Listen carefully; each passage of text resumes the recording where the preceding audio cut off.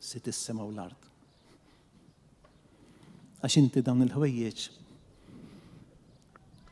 ma wrejthomx lill-orrief imma li ċkejknin. Li jiena ċkejken qed jgħid Ġesu. Jiġifieri dik l-okkażjoni li normalment kieku jiena ma nafx intom tkun mument ta' rabja, Ġesu jibdilha f'talba.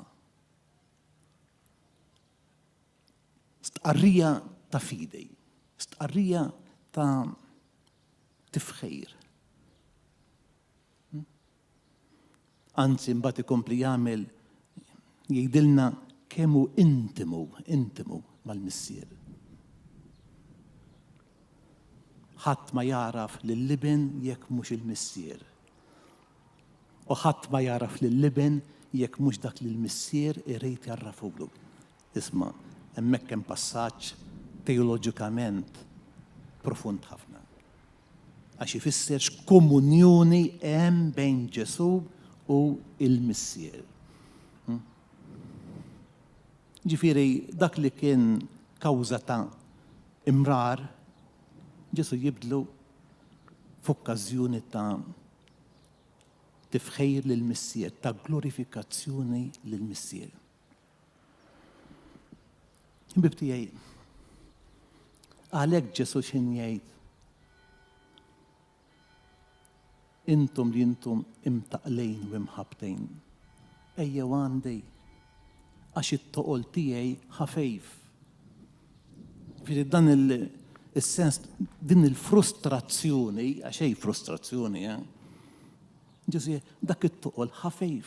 Imma tafax ħafejf? Għax nerfa' l-ħsieb tiegħi lejn il-Missier u ninteleq fideħ. Aziz Marju li risa għal-Presbiterat, Andrew Etienne li ħad irċievu l-ordni tad-djakonat, il-ħajja mhix wartu żgħar. Tilludux irwieħkom tkun djaknu, presbiteru, isqof. Nafx qed ngħid. U ħajkolkom minn jiena kont għadnej bħalkom u kien hemm presbiteru għallej is-saċerdozju crux et martyrium. Salejpu martyrium. Dakinhar ma fimtewx.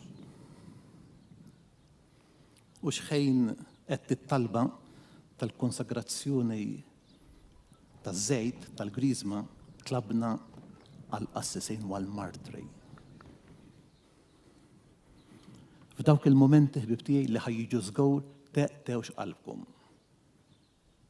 Erfew il-ħsieb tagħkom bħal m'għamel Kristu lejn il-Missier. U wafdaw fih. Intelqu fideħ. Tajjeb.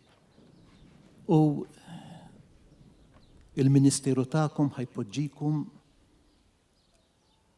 ma' nies ma' poplu li ju imtaqqal u mobbej b'ħafna biżijiet. Xi darba biżijiet li nabbu umlu aħna stess. F'isem Kristu, f'isem il-Knisja.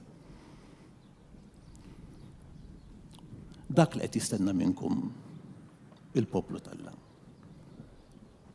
Illi intom tgħidulu dik is-sentenza li qal Krist. Ejjew għan Ġesu, intom li intom imħabtejn u imtaqlejn. Għax it-toqol tagħkom jisparixxej. Jekk Ġesu ikun magħna, jekk aħna ulied il-Missier.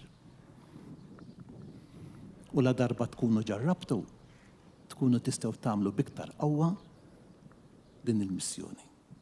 Il-paċi magħkom.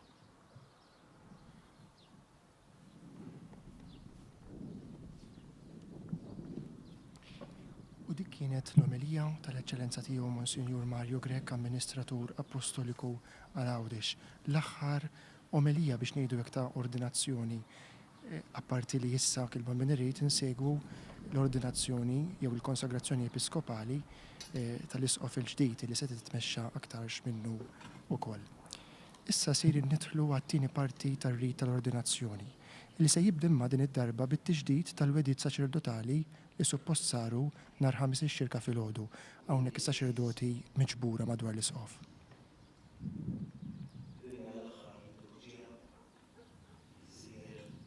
Nitlobkom biex iġġeddu il-wedijiet saċerdotali bħala isqof tagħkom. Nitlobkom illi tagħmluhom lill-Alla imma mhux tant lilej daqskemm lis-suċċessur tiegħi lill-isqof tiegħi minn hawn u ftit ġimgħat oħra. Monsinjur Tewma. U liedi jeżiż. Aħna niċċelebraw din il-liturġija li fiha l-mulej sejjer jikkonsagra ministri ġodda għal poplu tiegħu. Tridu intom iġġeddu quddiem l-isqof tagħkom, quddiem l-istess poplu għaddejs ta' Alla il-wedijiet li darba għamiltu. Tridu intom tintrabtu aktar mal-mulej Ġesu u ssiru tixbħuh iżjed billi tiġħdu lilkom infuskom, twettqu dawk il-wedijiet li intom imqanqlejn mill-imħabba ta' Ġesu għamiltu b'ferħ kbir meta aċċettajtu l-uffiċċji qaddisa tagħkom fil-Knisja tiegħu dakinhar tal-ordinazzjoni saċerdotali tagħkom.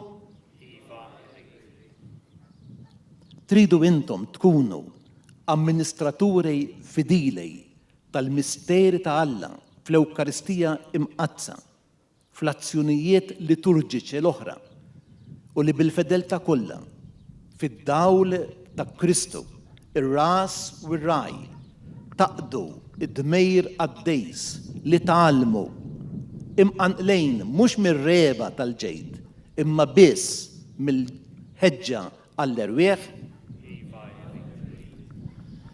U intom uliedi jeżiż itolbu bisħieħ għal presbiteri tagħkom biex il-mulej ixerred fuqhom bil-kottra il-ġejt tiegħu ħalli huma bħala ministri fidilej ta' Kristu il-qassejs il-kbejr tagħna iwasslukom għandu li huwa il-għajn tas-salvazzjoni.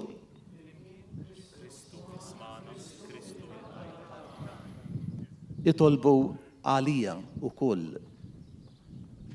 biex inkun fidejl fil-qadej ta' dmejr apostoliku avdat lilej fiċ-ċokon tiegħi u nsejr fostkom ġbija ħajja u dejjem iżjed perfetta ta' Kristu li huwa l-qassejs ir-raj tajjeb li mgħallem u l-qaddej ta' kulħadd. Kien Kristu ismana, Kristu ilqa' it-talb tagħna.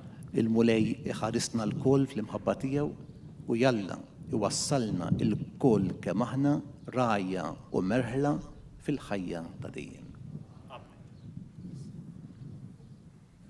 Issa se jersqu quddiem Monsinjur Isqof iż-żewġ kandidati għall-ordinazzjoni djakonali, jiġifieri Fra Etienne u s-seminarista Andrew. L-isqof kif qed taraw jersaq quddiem l-altar ipoġġi bil-qiegħda fuq is-siġġu tiegħu sabiex jilqa' minn għandhom il-wieda taċ-ċelibat imqaddes, jiġifieri illi jgħixu is-safa u jitarsu biss ma' Kristu, il-maħbub tagħhom. Propju llum tant tinstema' aktar sabiħa din il-wieda fil-jum tal-qalb ta' Ġesu li mħabba kbira u dejjema bejn is-saċerdoti u d-diakni u l-isfijiet ma' Kristu illi tgħaddi permezz tal-isqof djoċesan bħalissa Monsignor Mario Grech il-qudiem durant Tewma.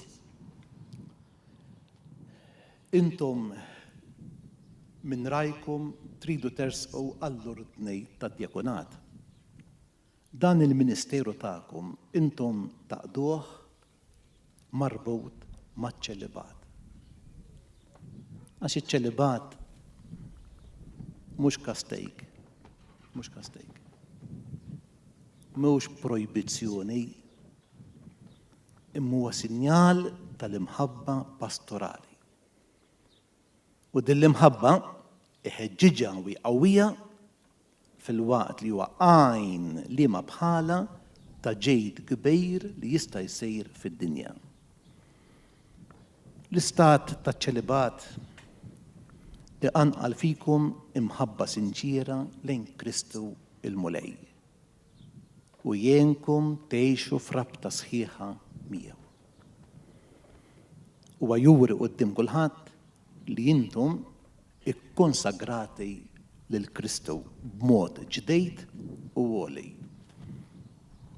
Iwittilkom it-triq biex tingħaqdu mal-Fiddej b'qalbkom kollha kemm hi. Jagħmilkom aktar ħielsa biex tingħataw għas-servizz ta' Alla u tal-bnedmejn. Iħaffilkom il-ministeru tagħkom fil-ħidma tagħkom li tagħmlu bitni s-sejl ta' ġdejt tal-ġejt sopranaturali. B'hekk l-istess ħajja u mġiba tagħkom tkun dawl għal ħudkom biex jaraw lil Alla u li Alla huwa min iħobbu fuq kollox u li aħna għandna naqdu lilu f'kollox u qabel kollox.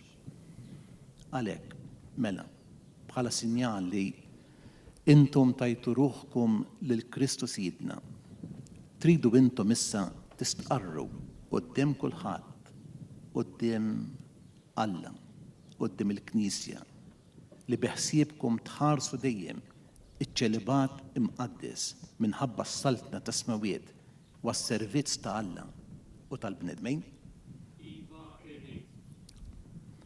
Il-Mulej jenkom, ħbib tiegħi, biex tibqgħu sħaħ sal-aħħar f'din il-fema qaddisa tagħkom. Eżis uliedej, qabel tersqu biex tirċievu l-ordni tad-djakunat, jeħtieġ tistqarru quddiem il-poplu ir-rieda tagħkom li tidħlu għal dan l-uffiċċju. Tridu intom tiġu konsagrati għas-servizz tal-Knisja bitqejjejt ta' idejja u blotja tal-Ispirtu Santu.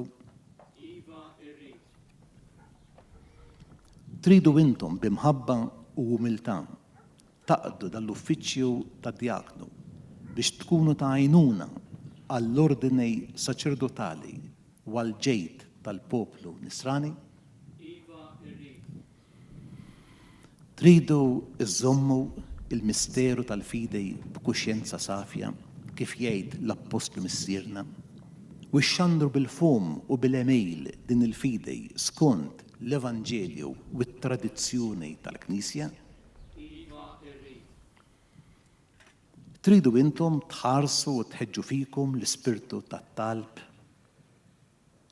li huwa l-ispirtu propju tal-ħajja li għalija sejrin titħlu.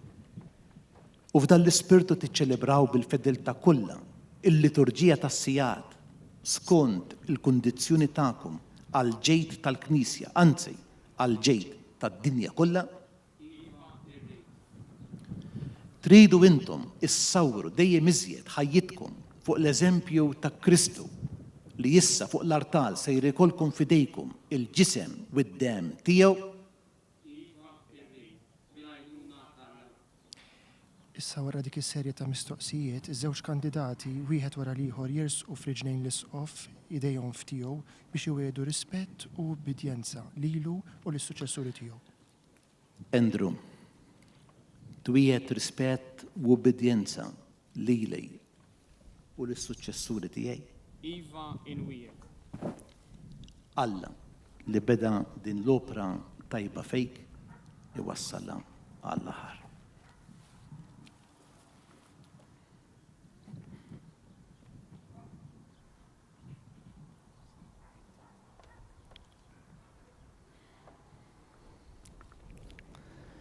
Frajtjen, twiet rispett u obedjenza lill-isqof dioċesan u lis-superjur leġittimu tiegħek. Iva inwijek. Alla li beda din l-opra tajba fejk iwassala għat-tmiem.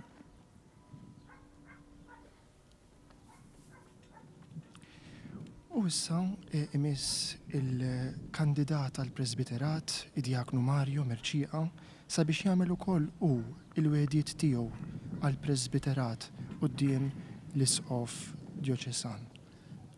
Għażejs ibnej Marju.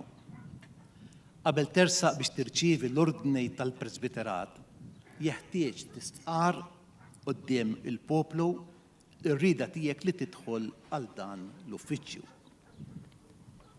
Għalhekk, trid int taqdi bla għeda l-uffiċċju tas-saċerdozju fil-grad tal-Presbiteri billi taħt it-tmexxija tal-Ispirtu Santu tira il-merħla tal-mulej bħala kooperatur tajjeb tal-ordni tal-isqfijiet. Trid inti taqdi bil-għaqal u kif jixraq il-Ministeru tal-Kelma fix-xandejr tal-Evanġelju u fit-tifsejr tal-fidej Kattolika. Trid inti ċċelebra bit-tjieba u l-fedeltà il-misteri ta' Kristu skont it-tradizzjoni tal-Knisja, speċjalment is-sagrifiċċju tal-Ewkaristija, is-sagrament tar-rikonċiljazzjoni, għat-tifħir ta' Alla u t-qaddejs tal-poplu Nisrani. Trid int flimkien miegħi titlob il-ħniena ta' Alla għal poplu fdat lilek int u tħares bla għeda il-kmandament li titlob dejjem. Trid int tingħaqad dejjem aktar ma' Kristu, il-qassejs il-kbejr li ta' lilu nnifsu lill-Missier bħala vittma bla teba għalina u flimkien miegħu tikkonsagra ruħek lil Alla għas-salvazzjoni tal-bnedmin. Twiet rispett Bl-istess mod issa dak li se jiġi ordnat Presbiteru jersaq quddiem l-Isqof għal-weda ta' l-obbedjenza. Twiet rispett u obbedjenza lili u l-suċċessuri tiegħi. Alla li beda dill-opra tajba fejk iwassala sa tmiem.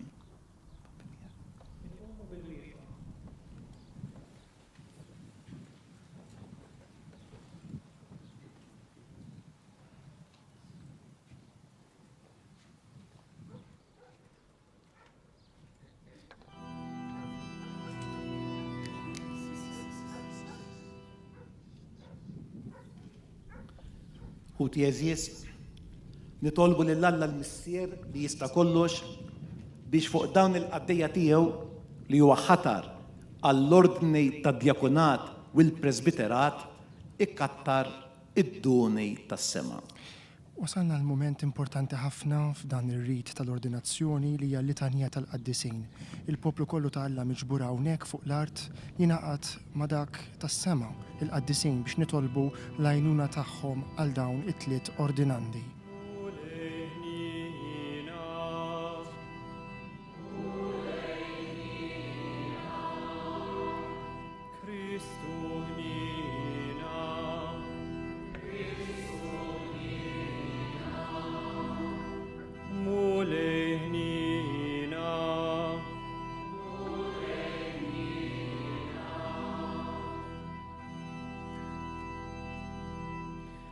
Addi Samaria o Malla, San Michil, Angeli addi Satalla, San Giuseppe, San Juan Battista, San Pietru, San Paul, Sant'Andrea, San Juan, Santa Maria Maddalena, San Stefano, San Laurenz, Sant'Ignazio d'Antiochia, Santa Agnese, Santa Perpetua o Santa Felicita, San George, Sant'Ursula, San Massimiliano Maria Kolbe, Sant'Elena, San Girgor, Sant'Uistin, Sant'Atanasio, San Basilio, San Martin, San Cirillo, San Metodio, San Benedetto, San Francisco, Santa Clara, San Domenico, Sant'Antonin Padova, San Bonaventura, Sant'Ignazio Loyola, San Juan Maria Vianney, San Francisco Saverio, Santa Catarina da Siena, Santa Teresa da Avila, San George Preca, intom qaddisin kollha ta' Alla,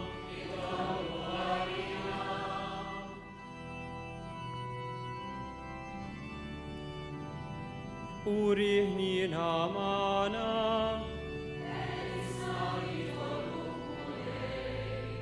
min kull deni, min kull dnub, mil-mewt ta' dejjem, bl-inkarnazzjoni tiegħek, bil-mewt u l-qawmin tiegħek, bil-miġġa tal-Ispirtu Santu,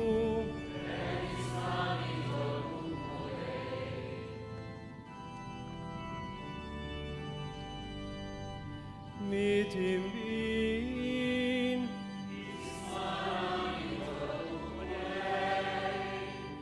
mexxi l-Knisja tiegħek u ħarisa,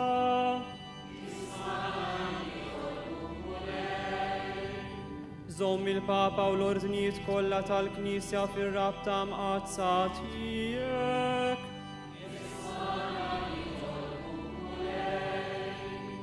għati paċi u ftehim tassew lill-popli kollha.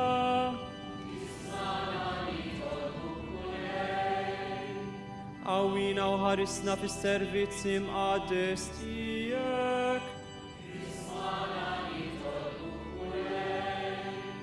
Birek dawn il-magħżulin tiegħek.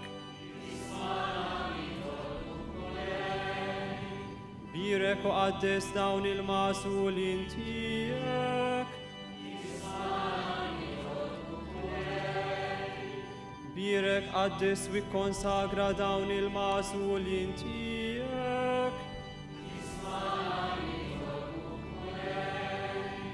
Ġesu iben ta' Alla l-ħaj.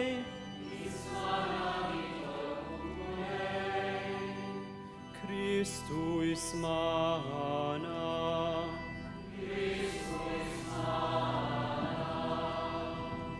Kristu il-qattal b'tagħna.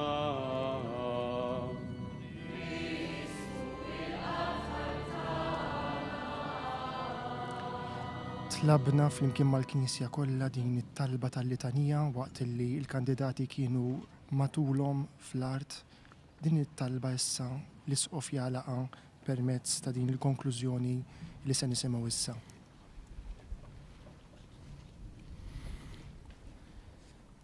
Il-qamu li Alla t-talb tagħna fil-ħnina tiegħek wettaq bit-tjieba u bl-għajduna tiegħek dalli sejrin namlu bil-ministeru tagħna bierek u qaddis lil dawn li fil-fema tagħna jidrilna li għandna nofruhom għal qadej tal-ministeri imqazza bi Kristu Sidna.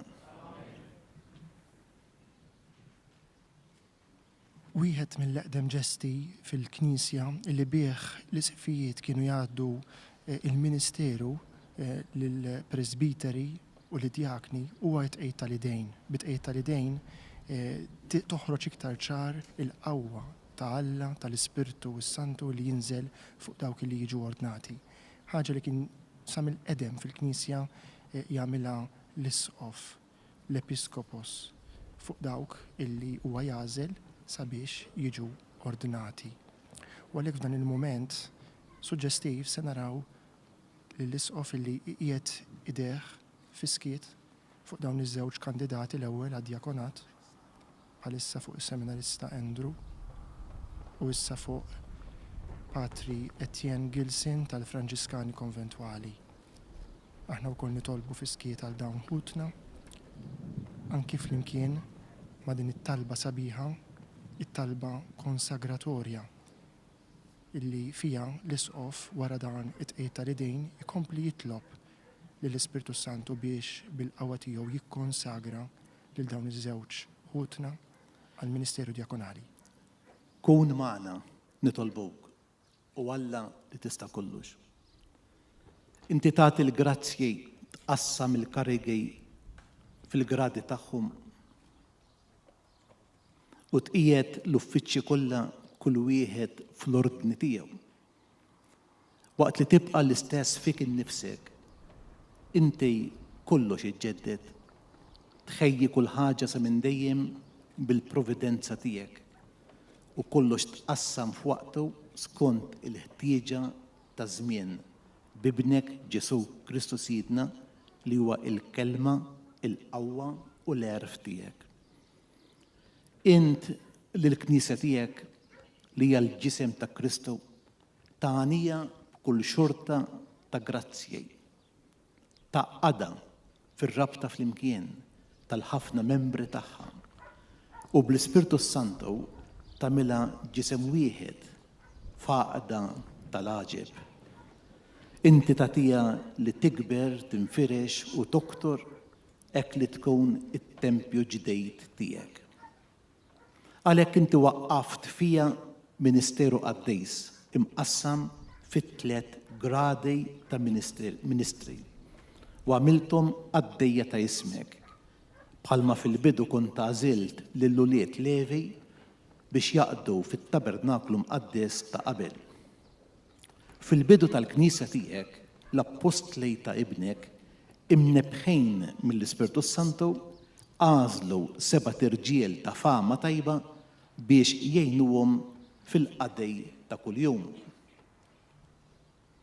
Ħalli huma jkunu jistgħu jingħataw aktar għat-talb wax-xandejr tal-kelma. U lil dawn l-irġiel magħżula wara li talbu u qiegħdu idejhom fuqhom ħallewlhom f'idejhom il-qadej tal-imwejjed.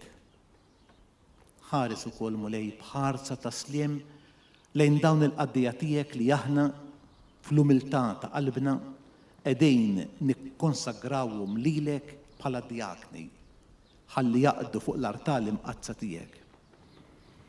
Ibad fuqhom nitolbuk mulej l-Ispirtu Santu biex iqawwihom bis-7 doni tal-grazzja tiegħu ħalli jaqdu bil-fedeltà il-ħidma tal-ministeru tagħhom. Jalla tikber fihom kull xorta ta' virtu, jimtlew bimħabba safja, ikollhom ħerqa l-morda u l-fqar, ikunu rżina fit-tħaddejn tas-seta tagħhom, iħarsu l-bjuda ta' ruhom u jimxu fuq it-talim tiegħek. Ħadd tkun l-imġieba tagħhom xieda sabiħa tal-ħarsien tal-kmandamenti tiegħek biex bl-eżempju ta' ħajjithom iqanqlu il-poplu qaddis tiegħek ħalli jsir jiġbahom. Għamel li jibqgħu sal-aħħar qawwijin fi Kristu b'kuxjenza li jkollhom dejjem kelma ta' tifħir għalihom. U wara li fuq l-art ikunu għexu bħal ibnek li ġie fostna mhux biex ikun moqdej imma biex jaqdej, ikun jistħoqilhom imbagħad fis-sema isaltnu miegħu. U li hu Alla li miegħek jgħixu jsaltan flimkien mal-Ispirtu Santu għal dejjem ta' dejjem. Din it-talba sabiħa li smajna hija fiha nfisha katekeżi, spjega ta' x'inhu diaknu, dak li huwa konsagrat biex ikun għal qadi mhux biss tal-altar tal-Ewkaristija u għax-xandir tal-kelma, imma għal qadi tal-foqra. Propju diakonat sa mill-qedem fil-Knisja kien għal qadi tal-imwejjed, l-imwejjed tal-foqra. L-apostli li ma setgħux ilaħqu biex ngħidu hekk mal-ħidma tal-apostolat tax-xandir tal-kelma u tal-Ewkaristija għażlu 7 diakni biex jgħinuhom fil-qadi tal-imwejjed, jiġifieri propju fid-diakonat, fis-servizz tal-qadi lill-foqra. Issa l-istess rit prattikament li għandna kemm segwejna fil-każ ta' diakni qiegħed iseħħ għal dak li se jiġi ordnat presbiteru. Mument qawwi u sabiħ li fih l-isqof qiegħed ideħ fuq ras id-diaknu li issa b'dan ir-rit, b'dan il-ġest u dritt wara anki bid-dlik biż-żejt jiġi ordnat presbiteru. Bħalu qed jagħmel ukoll issa l-isqof maħtur tad-djoċesi tagħna ta' Għawdex, Monsignor Anton Tewma, u jersaq issa wkoll il-Vigarju Ġenerali tad-Djoċesi, Monsignor Tarċis Kamilleri. Is-soltu is-saċerdoti kollha jagħmlu dan il-ġest imma minħabba ir-restrizzjonijiet attwali dan mhux possibbli. Issa resaq ukoll l-Arċipriet tal-Parroċċja tal-Katedral li minna ġej dan id-diaknu li qed jiġi ordnat saċerdot, Monsignor Joseph Sultana, u r-rettur tas-seminarju Kanonku Richard Nazzareno Farrugia. Inkomplu nitolbu għal dan ħuna li se jiġi ordnat tal-Presbiterat blajnuna ta' din it-talba sabiħa illi issa l-isqof sejjer imexxi it-talba konsagratorja li bija jsejjaħ ukoll il-qawwa tal-Ispirtu Santu fuq Mario waqt illi fiskiet nitolbu għalih u nitolbu li hu wkoll ikun mimli bil-qawwa tal-Ispirtu Santu. Qed naraw ukoll iktar saċerdoti li resqu sabiex iqiegħdu idejhom fuq ras dan il-kandidat għall-ordinazzjoni presbiterali. Kun magħna mulej Mister Qaddejs, Alla ta' dejjem li tista' kollox. Minnek id-dinjità li għandu kull bniedem. Inti tqassam il-grazzji kollha. Bejk kollox jimxi l-qudiem, kollox jitqawwa. Int biex issawwar poplu saċerdotali fiħdanu bil-qawwa tal-Ispirtu Santu tqassam f'ordnijiet diversi il-ministeri ta' Kristu ibnek. Sa minn żmien il-Patt il-qadejn, britej mistiċi twaqfu l-uffiċċji u kottru.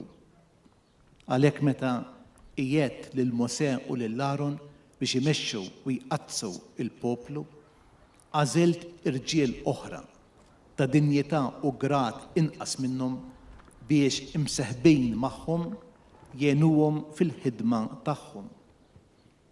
Hekk fid-deżert inċerriet l-Ispirtu ta' Mosè fir-ruħ ta' 70 raġel bil-għaqal biex hu bil-għajnuna tagħhom seta' jmexxi aħjar il-poplu tiegħek.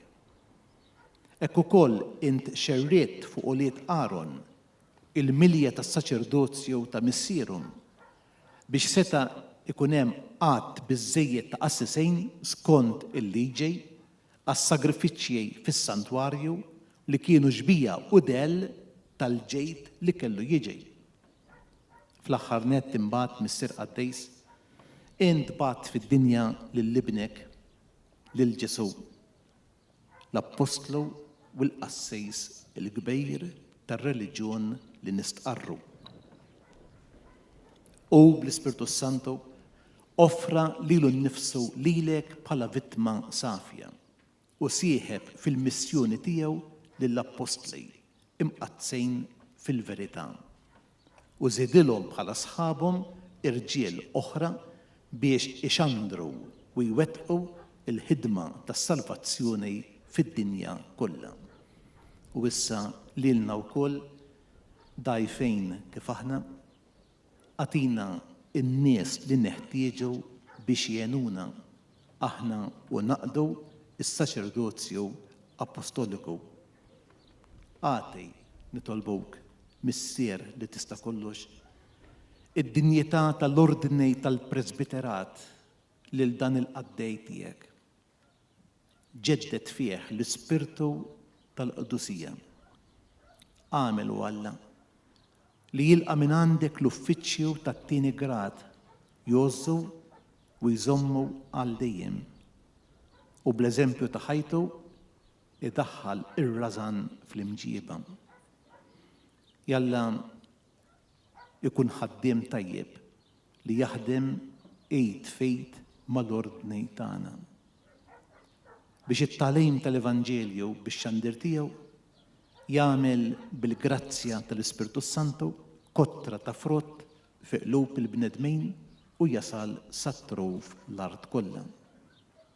Ħajkun flimkien magħna amministratur fidejl tal-misteri tiegħek biex il-poplu tiegħek jiġġedded bil-ħasejl ta' twelid ġdejt fil-Magħmudija u jkollu l-ikel tar-ruħ mill-artal tiegħek.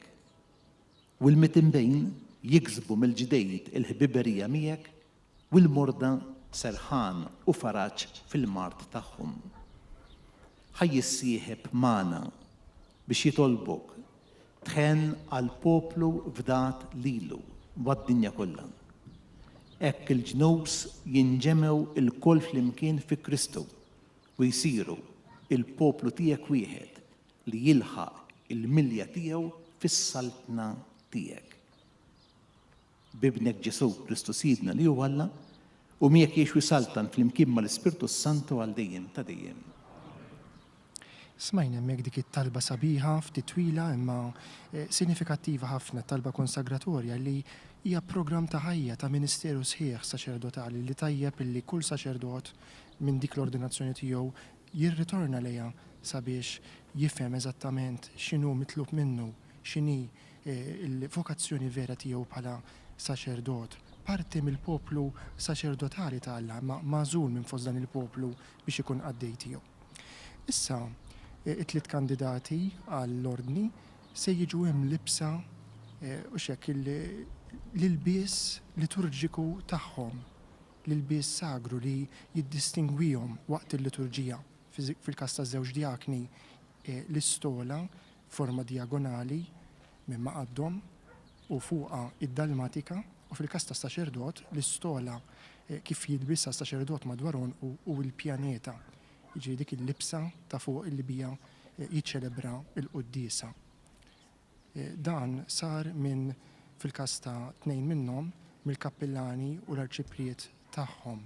Il-kappellan tal-parroċċa ta' San Lawrenz għad-diaknu Andrew Grima u l-arċipriet tal-parroċċa tal-katedral għal saċerdot il-ġdid Dum Mario. Waqt li bħalissa qed nimħu lil-Fra Etienne, issa diaknu Etienne jiġi jimlibbes id-dalmatika. Dalmatika illi id-diaknu jilbes waqt il-funzjonijiet, iċ-ċelebrazzjonijiet tal-liturġija. Wara dan, sirin nassistu għal serje ta' ġesti żgħar imma sinifikanti li komplu jispjegaw il-ministeru ta' diakni ġodda u ta' saċerdot. L-ewwel loti tal-Evanġelju lid-diakni. Hu l-Evanġelju ta' Kristu li jissa int fid-dmejr li xandar. Ejs li temmen dak li taqra fih.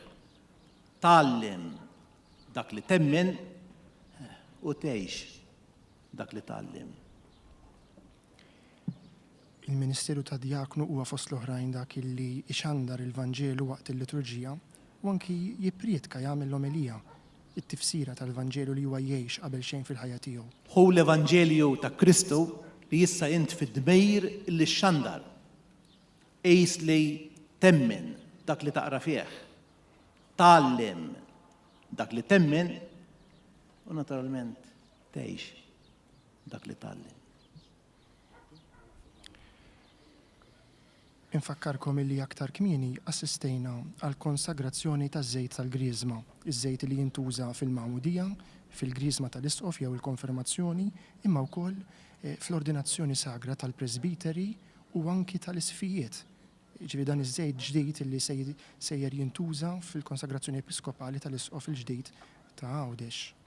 U propju rrid li jiddistingwi l-ordinazzjoni saċerdotali hija d-dilka tal-idejn, iż-żejt fuq, mimli bil-grazzja u l-fwiħa qaddisa tal-Ispirtu Santu. Għalhekk issa djaknu li ġie ordnat saċerdot, li qed jiġi ordnat saċerdot, jiftaħ idejh biex fuqhom jissawwab iż-żejt tal-Ispirtu Santu li għadu kemm ġie konsagrat ftit tal-ħin ilu waqt din l-istess liturġija.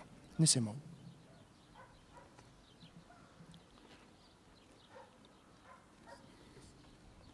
Il-mulej Ġesu li il-missier dilku bl-Ispirtu Santu u l-qawwa iħarsek ħalli tqaddes il-poplu Nisrani u toffri s-sagrifiċċju lill-Alla. Dan iż-żejt illi fl-Iskrittura mqazza nsibuh jintuża għal konsagrazzjoni ta' saċerdoti ġodda, ta' profeti u ta' slaten. U għaż-żejt illi l-isqof kemm il-darba rrakkomanda illi il-presbiteri ġorruh magħhom u fuqhom il-fwiħa tiegħu b'mod spiritwali naturalment tul ħajjithom kollha. U dan l-istess żejt infakkar illi se jitqassam lill-parroċċi kollha ta' Għawdex sabiex jintuża għas-sagrament tal-konfirmazzjoni illi l-isqof Mario Grek se jmexxi skont il-miżuri l-ġodda issa fil-parroċċi tagħna tista' ssir iċ-ċelebrazzjoni tal-Griżma tal-isqof lil tant adolescenti mill-15 il-komunità parrokjali tal-Gżira Awċija. Palissa anki l-isqof qiegħed jaħsel idejh sabiex jista' jkompli bir-rit tal-ordinazzjoni li issa jikkonsisti fl-aħħar żewġ ġesti importanti ta' l-ordinazzjoni li huma loti tal-ħobs u l-inbit u loti tal-paċi. Il-ħobs u l-inbit li huma mhux hekk is-simboli jew aħjar is-sinjali veru propri tal-Ewkaristija li bil-klim ta' saċerdot fil-qudiesa jinbidlu fil-ġisem u d-dem tal-mulej. Ilqa l-offerta tal-poplu għaddejs li ser issejr lill-Alla. Ifhem sewwa dak li ser tagħmel. Fassal ħajtek fuq dak li ser ikollok f'idejk. U għamel li ħajtek tkun tixbaħ il-misteru tas-salib ta' Kristu. Kif tistgħu tinnotaw eżis telespettaturi, kull kelma f'dan ir-rit tal-ordinazzjoni għandha tifsira qawwija. Hija programm ta' ħajja għall ministeru ta' djakni u s-saċerdoti ġodda. Issa sirin nassistu għall-aħħar parti ta' dan ir-rit tal-ordinazzjoni. Jiġifieri loti tal-paċi. Naturalment minħabba r-restrizzjonijiet attwali ma tistax tingħata l-paċi lill-ordinandi mis-saċerdoti kollha preżenti. Imma dan se jsir l-ewwel mill-isqof u mbagħad minn ċelebranti prinċipali. Ekku bħalissa fil-fatt qed naraw lill-djaknu ġdid Andrew Grima sinjal tal-paċi lil Monsignor Isqof Mario Grek u lill-Isqof Maħtur Don Anton Tewma. Il-paċi ta' Kristu rxoxt mhijiex il-paċi li jagħti s-saċerdot fi kwalifika tiegħu innifsu, imma hija l-paċi ta' Kristu nnifsu li mbagħad tixteret lill-poplu kollu ta' Alla. L-istess ġest sejjer isir issa mal-djaknu Fra Etienne Gilsen, Franġiskan konventwal, li mhux biss jgħanna u jagħti l-bewsa biex ngħidu hekk tal-paċi liż-żewġ isqfijiet, l-Isqof Grek u l-Isqof Maħtur Tewma, imma se naraw jagħti wkoll il-paċi lill provinċjal tal-ordni tiegħu li huwa s-superjur l-ordinarju tiegħu Patri Colin Sammut li flimkien ma' xi patrijiet oħrajn konventwali ġew apposta għal din l-okkażjoni sabiħa għall-ordni tagħhom. Patri Etienne huwa residenti fil-komunità tal-Franċiskani konventwali fil-Belt Victoria. U issa tan-nieqa tal-paċi mas-saċerdot il-ġdid tad-djoċesi tagħna, Don Mario Mercia.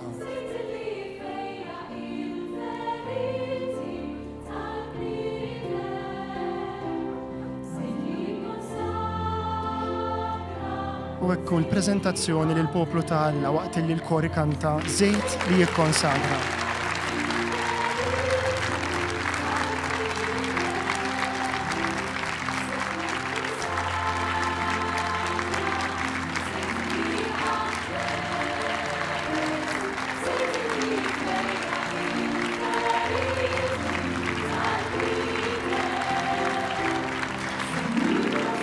Viżibilment emozzjonati naraw lil Don Mario kważi dema tixref fuq wiċċu dmuħ tal-ferħ. Propju il-mulejn jażel lil dawn il-qaddejja tiegħu.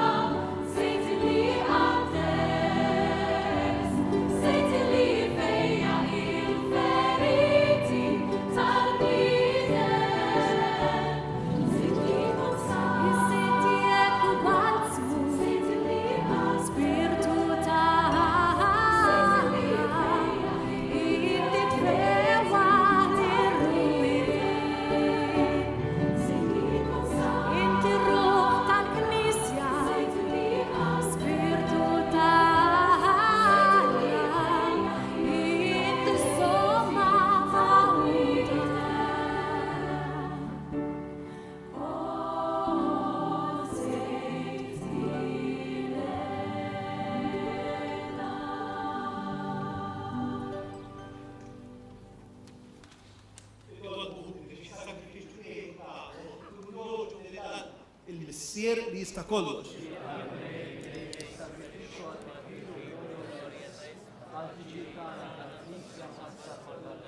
Ħares mulejlejn l-imħabba blaqies tal-qalb ta' ibnek il-għażejs biex is-sagrifiċċju li sejrin nofrulek ikun jogħġbok u jpattilek għal bnubietna بكريستو سيدنا. الملاي معكم. نرفع قلوبنا لفوق. نزو حاير للملاي الله تانا. سوا وشيرة تساو ملاي مصر قديس. الله تديم لتستقلش. طيب وتجيت السلفاتسيوني تانا لديم وكل مكان الردوا لك حاير بكريستو سيدنا. ومتى انترفى فوق الصليب بمحبة العاجب تا ليلو النفس ولينا من جنب من فوق شر الدم والماء وخرجوا الساكرامنتي تالكنيسيا باش البنادمين كلها ينجبدوا لين القلب مفتوحة السلفاتور وكلهم فرحانة يملوا للماء من ليون تالسلفاتسيوني. عليك مولاي احنا وكل مالانجل والقديسين كلها تيك انفهروك وبفرح كبير انكانتاو لك.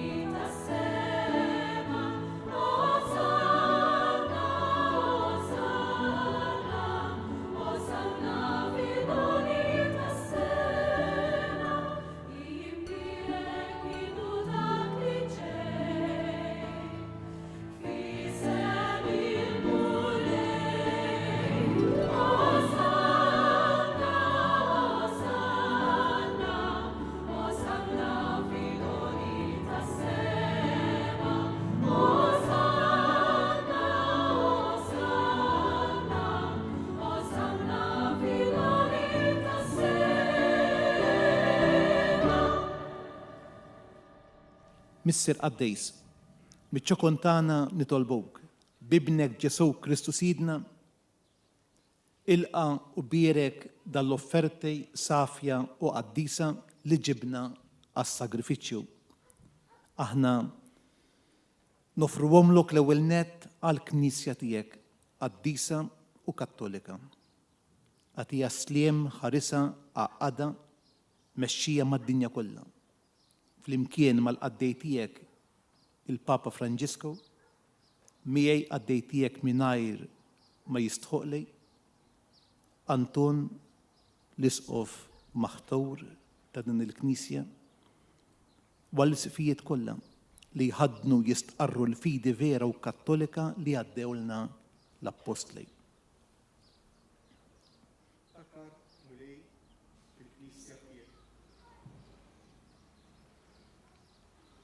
كلنا اليوم أدوارنا أنت طيب بالفيدي والرقة تحكمية اليوم احنا نطلبك وهو كل يخرج dan is-sakrifiċċju ta' tifħil għal ġid tagħhom u ta' qrabathom biex jiksbu l-fidwa ta' ruħhom u jaqilgħu s-saħħa u s-salvazzjoni li jittamaw huma u jresqu t-talb u x-xewqat tagħhom quddiemek Alla ta' dejjem ħaj u veru. Imsebħin mal-Knisja kollha f'xirka waħda ta' mħabba inġeddu bil-qima tifkira glorjuża dejjem Verġni Marija, Omm Alla u Sidna Ġesu Kristu, tar-Arus tagħha San Ġusepp u tal-Apostli u l-Martri tiegħek Pietru, Pawlu, Andrija, Ġagbu, Ġwanni, Tumas, Ġagbu, Filippu, Bartilmew, Mattew, Xmun u Taddew, Linu, Kletu, Klement, Sistu, Kornelju, Ċiprian, Lawrenz, Crisogonu, Ġwanni u Pawlu, Kozma u Damjan, u tal-qaddisin tiegħek kollha, għal-mertri u t-talb tagħhom, enna f'kollox u ħarisna. Ilqa nitolbuk mulej dil-offerta tagħna u tal-familja kollha tiegħek. Nofruwielek ukoll fisem il-qaddejja tiegħek li jogħġbok tressaq għall-ordni tal-presbiterat u tad-djakunat fil-ħnina tiegħek ħarsilhom id-doni li tajtum, għamel li bl-għajnuna tiegħek jaqdu sewwa u bil-frott l-uffiċjej li inti għażiltilhom għalihom bi Kristu Sidna. Bierek u Alla nitolbuk dill-offerta. Għamel li tkun kollha kemmej tiegħek wettaqa għad-disa il-qaħħa biex issir għalina il-ġisem u d-dem ta' ibnek il-għażejs Sidna Ġesu Kristu. U hawn il-lejl qabel ma bata ħa il-ħobs fl-idejn għad-disa u mbierka tiegħu, refa' għajneħ lejn is-sema, lejk Alla missieru li tista' kollox, radlek il-ħajr bierek qasam ta' lid-dixxipli tiegħu u qal: ħudu u kulu il-koll minn dan, għax dan huwa ġismi li jingħata għalikom.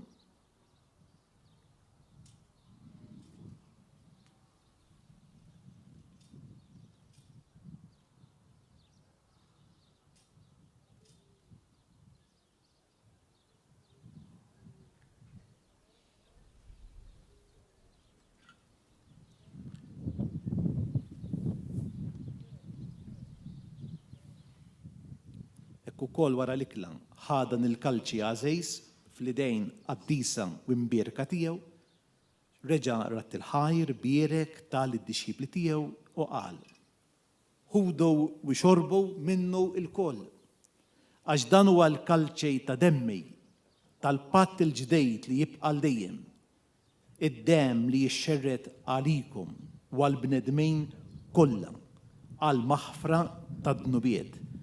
Għamlu dan b'tifkira tiegħi.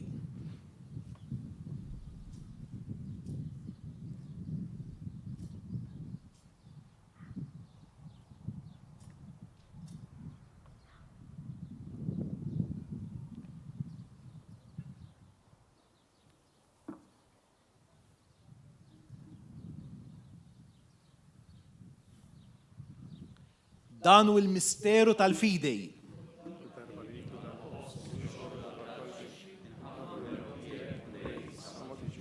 Għalhekk mulej aħna ministri tiegħek u l-poplu għaddejs tiegħek, aħna nagħmlu dan b'tifkira tal-passjoni mqazza tal-istess ibnek Ġesu Kristu Sidna, tal-qawmin tiegħu mill-imwiet, tat-tluħ glorjuż tiegħu fis-sema, nofru lis-sebħ tiegħek bla tarf mill-ġejt li inti stess tajtna, vittma safja qaddisa bla teba, il-ħobs għaddejs tal-ħajja ta' dejjem u l-kalċej tas-salvazzjoni bla tmiem. Ixħed fuqhom ħarsa tat-tjieba u sliem, ilqaħħom bħalma oġbok tilqa l-offertej tal-qaddej ġus tiegħek qabel, is-sagrifiċċju ta' missierna Abraham u s-sagrifiċċju li joffrilek il-qassis il-kbejr tiegħek Melkisedek, sagrifiċċju qaddejs vittma bla teba. Fiċċu kont tagħna nitolbuk u Alla li tista' kollox, għamel li l-anġelu għaddejs tiegħek iwassalhom quddiem l-artal tiegħek fis-sema biex aħna l-koll li nieħdu semna mill-artal u nitqarbnu bil-ġisem imqaddis ta' ibnek nimtlew b'kull barka u grazzja tas-sema bi Kristu Sidna.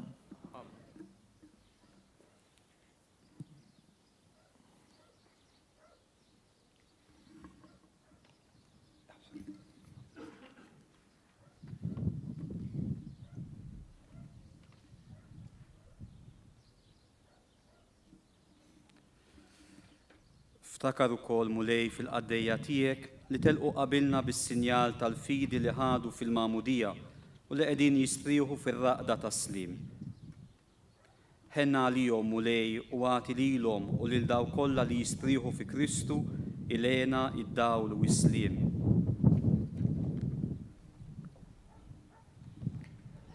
Lilna wkoll mitimbin għaddejja tiegħek.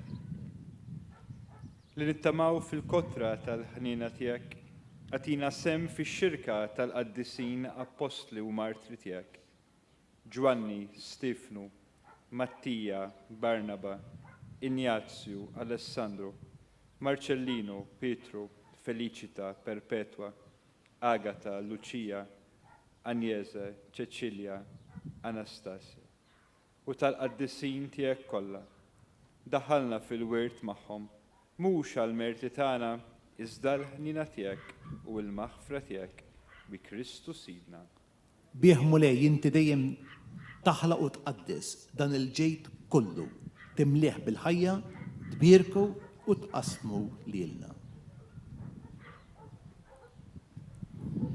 Bi Kristu, ma' Kristu u fi Kristu jingħata lilek Alla missier li tista' kollox flimkien mal-Ispirtu Santu kull ġieħu glorja għal dejjem ta' dejjem. Ejjew nitolbu bit-talba li għallimna il-mulej Ġesu. Missierna li inti tismawiek, li tqaddis ismek, tiġi saltnana, ikull li tritien fis-sema u fl-ard. Ħobżna ta' kuljum għatina l-lum, aħfrinna d-nubitna, palma naħfru minnu ħati għalina. La ddaħħalniex fid-diġrej, iżda eħlistna mid-deni. Eħlistna nitolbuk mulej minn kull deni. Għatina fit-tjieba u l-ħnina tiegħek il-paċi fi żmienna biex inkunu ħielsa dejjem mid-dnub imħarsa minn kull inkwiet. Aħna u nistennew u nittamaw ilena u l-miġja tas-Salvatur tagħna Ġesu Kristu. Mulej Ġesu Kristu li jett l-apostli tiegħek, inħallilkom is-sliem, natikom is-sliem tiegħi. La tħarix lejn dnubietna, imma ħares lejn il-fidej tal-Knisja tiegħek. Għatija slimu l-għaqda li inti trid fija. Int li tgħix fis-saltan għal dejjem ta' dejjem. Il-paċi tal-mulej tkun dejjem magħkom.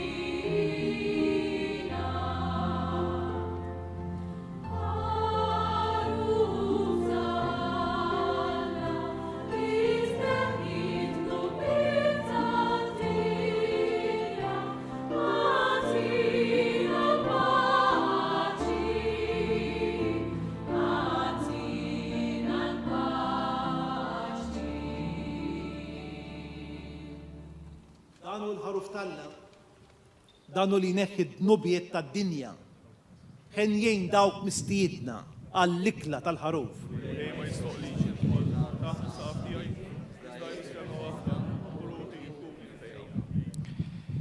Infakrukom eżis telespettaturi li tinsabu ma' qudiem magħna għax-xandira diretta minn fuq it-suntir tas-Santwarju ta' Pinu fl-Arpawdex tal-ordinazzjoni ta' Presbiteru u żewġ diakni. Qed ngħixu dawn il-mumenti sbieħ għall-Knisja lokali fejn għandna 3 żgħażagħ li ġew ordnati, wieħed għall-Presbiterat u 2 għad-Djakonat. Is-soltu l-ordinazzjoni presbiterali issir fil-Katedral ta' Għawdex, il-Katedral ta' Assunta fil-Belt Viktorja. Imma minħabba ċirkustanzi attwali ġie deċiż li din is-sena isir quddiem is-Santwarju ta' Pinu fil-beraħ tal-pjazza, naturalment b'restrizzjonijiet dwar l-att tal-ġemgħa qed jattendu għalija mistiedna li huma mill-familji tal-ordinandi u ħbieb u qraba oħra.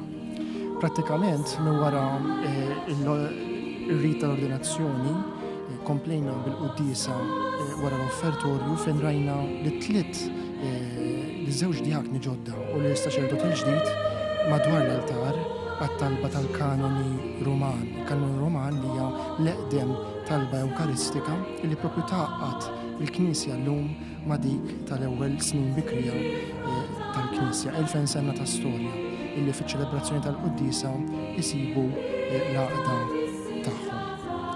Il-kor qed ikompli issa jenna biex nitlu f'dan il-moment ta' tqarbin imqaddes, anki jintom li tinsabu fi djarkom u forsi ma tistgħux titqarbnu bħalissa, ejjew namlu fil-qalb tagħna it-qarbina tax-xewqa talba sempliċi. Nistgħu anki ngħidu lil Mulej dak li nħossu fil-qalb tagħna u nitolbu, nofruha anki jekk ma nistgħux nitqarbnu fiżikament u sagramentalment nofruha għal dawn it-tliet żgħażagħ li ġew ordnati għad-djakonat u għall-presbiterat. Infakkar ukoll li l-kor li qed janima din iċ-ċelebrazzjoni huwa l-kor Dioċesan taż-żgħażagħ u l-quddiesa, jiġifieri il-kant tal-Glorja Sanctus u l-Agnus Dei huma tal-Missa Misericordie, kompożizzjoni ta' Dun Joseph Kurmi b'arranġament għal voċijiet femminili ta' Mariella Spiteri ċefaj kienet inkitbet għal ġublew tal-ħnina fl-2016. Il-kor issa qed ikanta innu sabiħ il-ħobs tal-ħajja u wara se nisimgħu kanta wkoll Jesus is my life li kienet kitbet il-qaddisa Madre Teresa ta' Kalkutta.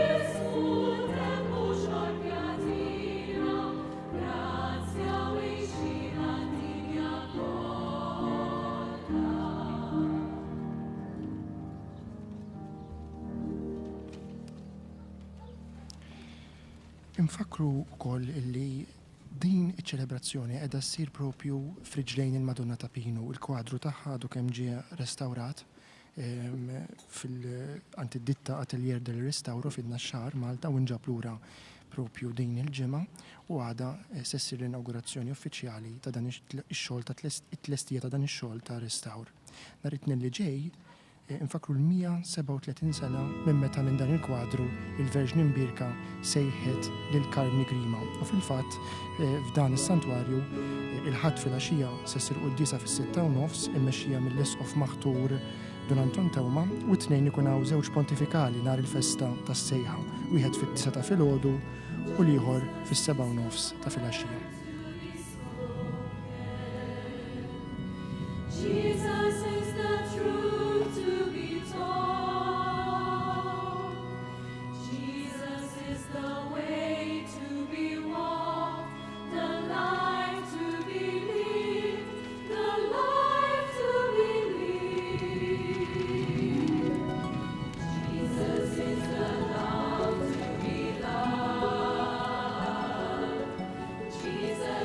the joy to be shared.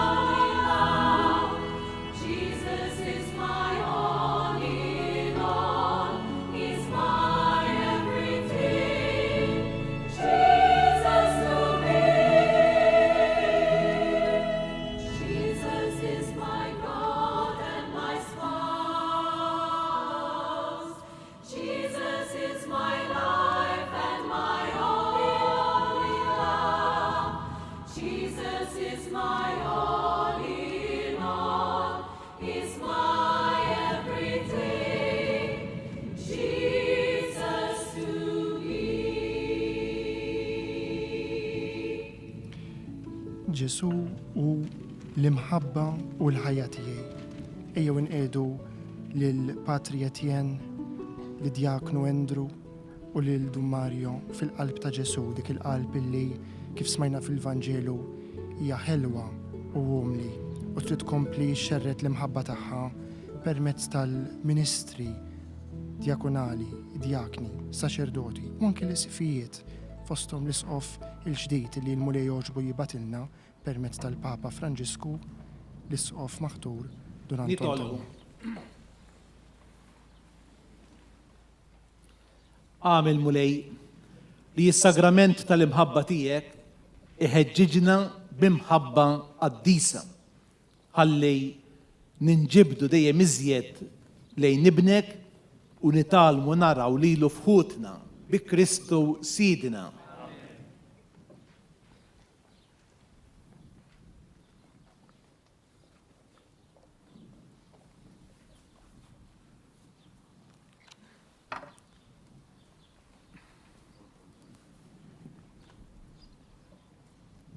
Il-Mulej ma'kum.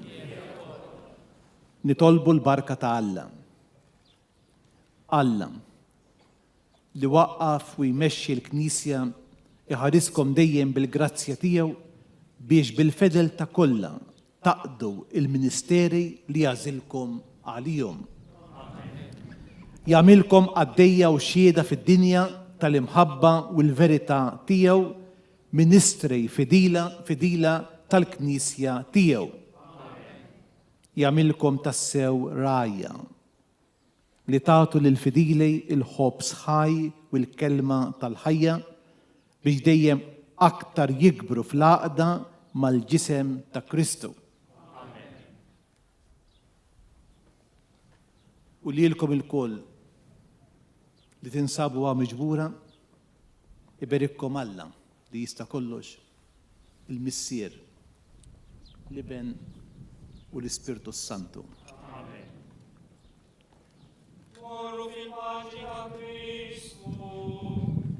Għaddu ħajn l-għala.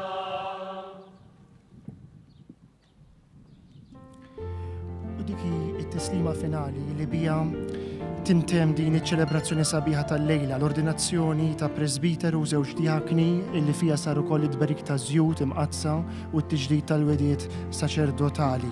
100 sena wara it-tqejjid tal-ewwel ġebla ta' dan is-santwarju tal-Madonna ta' Pinu fit-30 ta' Mejju 1920 erġajna nġbarnaw biex taħt il-ħarsa ta' Omna Marija nitolbu għal dawn is-saċerdot u żewġ djakni ġodda.